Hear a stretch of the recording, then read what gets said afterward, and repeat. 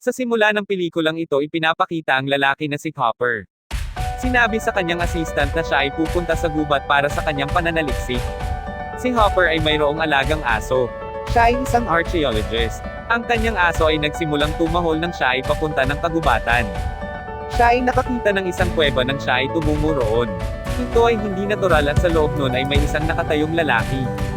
May nakita si Hopper na isang sasakyan. Ito ay sa kanyang mga magulang. Pinuntahan niya ang sasakyan at may nakita siyang mga pag-aari ng kanyang mga magulang sa loob ng sasakyan. Ito ay mga larawan at mga bagay na nagagamit ng kanyang magulang.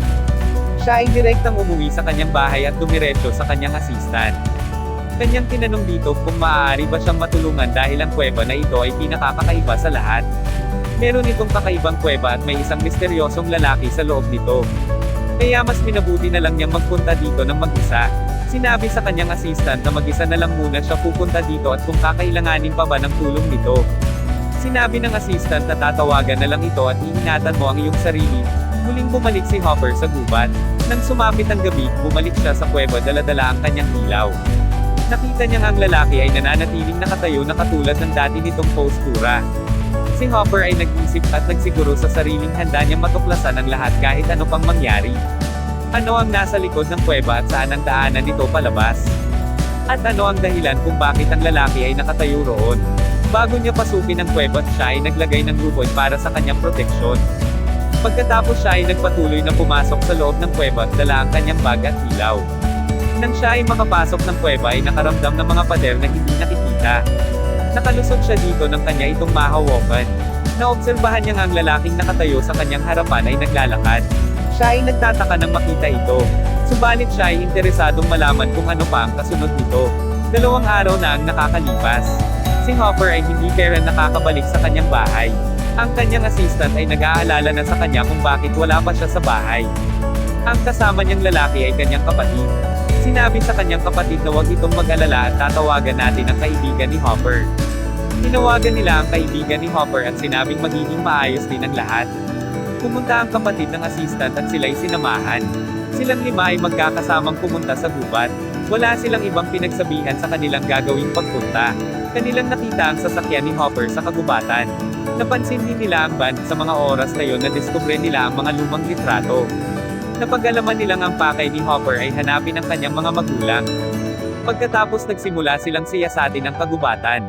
Silang 5 ay nagsama-samang hanapin ang kuweba. Nasulyapan nilang ang lubid ay itinali ni Hopper. Ang pagkakatali ng lubid ay humina na makalipas ang ilang araw. Silang 5 ay pumasok sa loob ng kuweba at may napansin silang isang kanal. At sinabihan nilang ang 2 kasama ay maghintay lang sa labas at bantayan ang kanilang radyo. Silang 4 ay pumasok sa loob at sinabing tatawag na lang sila kapag mayroong problema.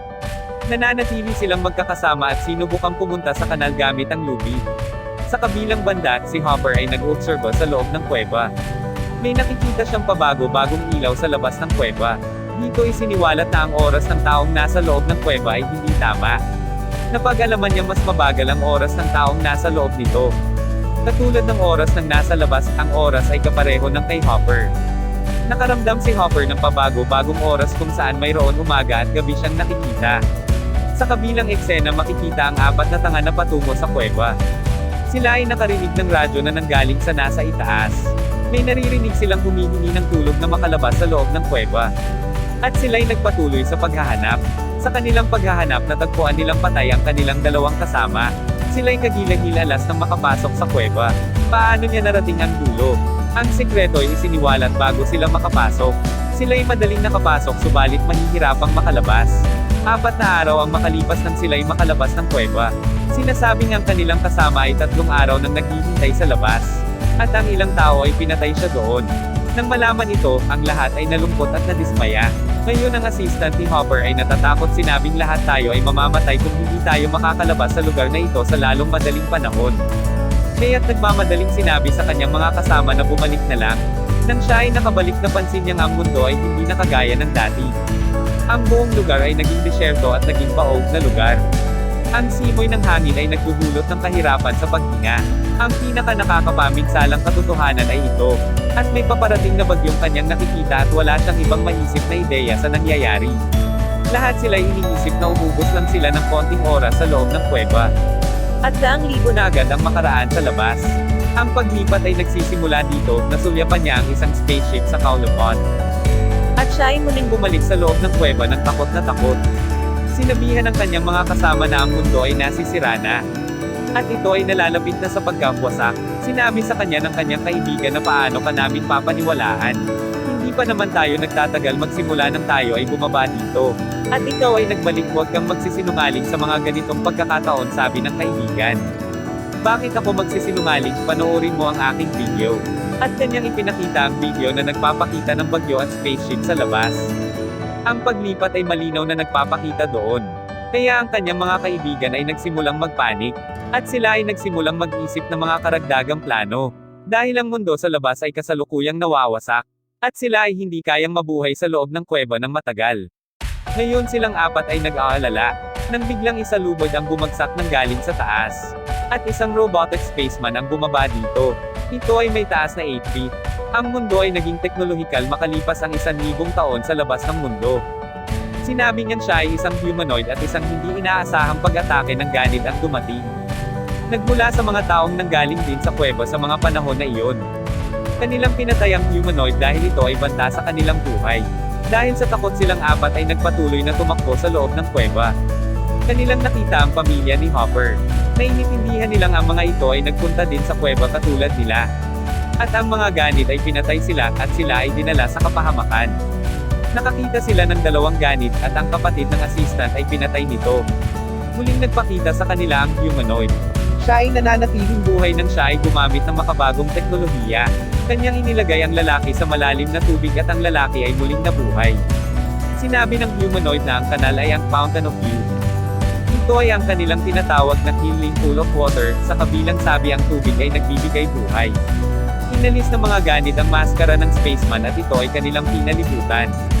Ang dahilan kung bakit ito nahihirapang huminga. At tuluyan na siyang namatay, sa mga sandaling iyon naglabas ng laser ang kanyang kasuotan bago siya namatay. Kung saan lumabas ang balita na nagsasabi sa kanilang pagkakawala, na sila ay umalis nang hindi nagpapaalam sa kanilang mga magulang. Ang kanilang mga magulang ay patuloy na naghihintay sa kanilang pagbabalik. At ito ang balitang ipinakita sa kanila ng spaceman.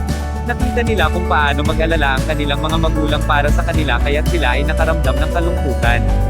Kasunod nito ang balitang ang mundo ay tuluyan ng nawasak, at ang mga tao ay nang-ahas na makagawa ng tirahan sa space. Ito ay kagaya ng spaceship na inoobserbahan ng assistant at sinabing ito ang dahilan kung bakit ito ginawa. Sinabing ang lahat ng makakaligtas ay dadalhin sa planetang Mars. Ito ay nagsimula matapos ang pag-aaral na ang Mars ay maaaring pamuhayan ng mga nilalang. Ang kapatid ng assistant ay nagpatuloy sa paglalakad at nakita niyang gumagapang si Hopper. Napansin ng isang hindi nakikitang pader at ito ay kumikinang ng kulay asul. Ang oras dito ay mas mabagal. Ang bawat taong kanyang nakikita ay hindi gumagalaw at ang lahat ng mga ito ay parang dummy. Ang lalaki ay namangha nang makita niya ito. Sa loob nito ay naruroon ang Fountain of Youth. At ito ang dahilan kung bakit ang oras ay bumabagal. Ang mga tao sa loob nito ay nag-aaway-away para sa fountain na ito. Ang lalaki ay lalong naging mausisa at sinabing gusto niyang makita kung sino ang mananalo sa laban. Nang siya ay nanalapit ng makapasok sa pader si Hopper ay pinigilan siya. At sinabing huwag ka nang tumuloy at papatayin ka nila. Ang spaceman ay sinabihan ng lahat ng mga nakaligtas na ang lahat ay mawawala kapag hindi pumunta sa kanyang hagdan. Sila ay mayroon natitirang konting sandali. Sa kabilang banda si Hopper ay lubhang nasugatan kaya't sinabi nitong lahat kayo ay umalis. Ako na ang bahala sa sarili ko at huwag niyong ilagay sa panganib ang buhay niyo nang dahil lamang sa akin. Nang kanilang marinig ito sila ay nagsimula ng umakyat sa hagdan. Sila ay nakakita ng tubig sa entrance ng kuweba habang sila ay umaakyat ng hagdan. At ito ay nasa itaas lang at hindi bumabagsak. Kanya itong hinawakan ng biglang isang misteryosong nilalang ang bumitak sa kanyang kamay. Ang oras sa kuweba ay huminto nang siya ay mahilapay taas. Nang siya ay makalabas nakikita niyang ang mga nasa loob ng kuweba ay hindi gumagalaw. Siya ay nilagyan ng mask at ang kanyang mga kasuotan ay iniba.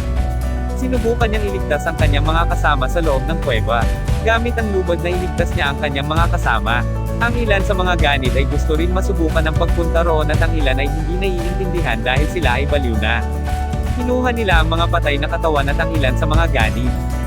Sila ay namangha sa loob ng spaceship. At naging interesant ang spaceship dahil ito ay mayroon ring healing water. Ibig sabihin na ang Fountain of Youth ay kanilang naitabi sa isang container.